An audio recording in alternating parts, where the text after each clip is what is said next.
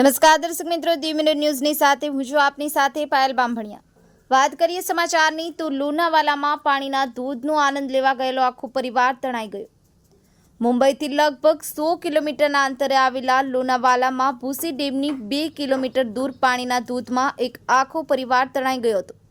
તેમાં મહિલા અને બાળકોનો પણ સમાવેશ થાય છે।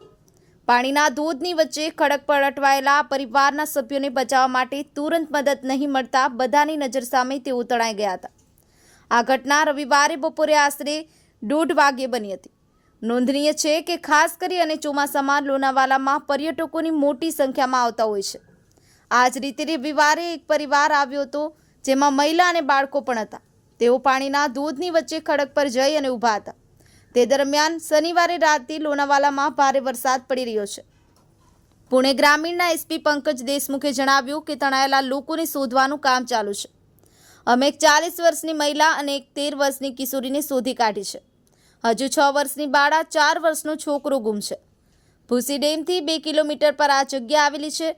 લોનાવાલામાં શનિવારે રાતથી અને રવિવારે પણ સતત વરસાદ પડી રહ્યો છે। સ્થાનિક ટ્રેક્ટરો સહિત અનેક ટીમો ગુમ પરિવારજનોની શોધખોળ કરી રહ્યા છે। એમ તેમણે જણાવ્યું હતું। પાણીનો પ્રવાહ એટલો જોરમાં હતો કે પરિવારજનો બહુ દૂર સુધી તણાઈ ગયા છે તેમ લાગે છે।